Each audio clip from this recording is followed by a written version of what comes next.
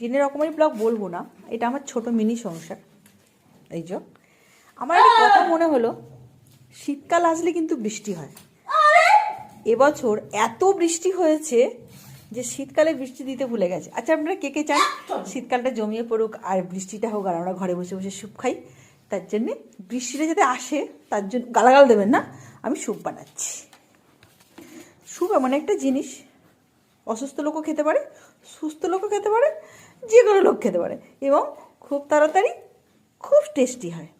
তো আর ডাইজেস্ট হয়। আর এখন শীতকাল, আমার মনে হয় রাতের দিকে এইসব খাওয়া ভালো, আমার আইডিয়া যেটা বলে। তাতে কি কি পড়ছে নিশ্চয়ই আগেও দেখেছেন, আবার বলে দিচ্ছি। স্যুপের জন্য যা সবজি খেতে পারেন দিয়ে দেবেন আরামসে। আর মাছ যেটা পড়বে দিতেই হবে, গোলমরিচ গোটা এবং গুঁড়ো, রসুন, আদা, পেঁয়াজ। আর চিকেন স্যুপ করলে চিকেন, আর যদি সবজি স্যুপ করেন শুধু সবজি, আর যদি এগ স্যুপ করেন সাথে একটা এগ দেবেন চিকেন বাদে। মানে স্যুপ জিনিসটা হচ্ছে নিজেদের মতন, শুধু সবজির সাথে একটু ঠিস ঠিস করে দু চারটে সিটি মেরে দিলেই হবে মুখে করে। পেঁপেটা কাটা চলছে, পেঁয়াজটা নিয়ে আসি, ইচ্ছা মতন সব সবজি দিয়েছি, শুধু সিটি পরে খাওয়ার অপেক্ষা। চিকেন স্যুপ বা স্ট্রু। বলতে পারো স্যুপ আবার হলুদ কেন?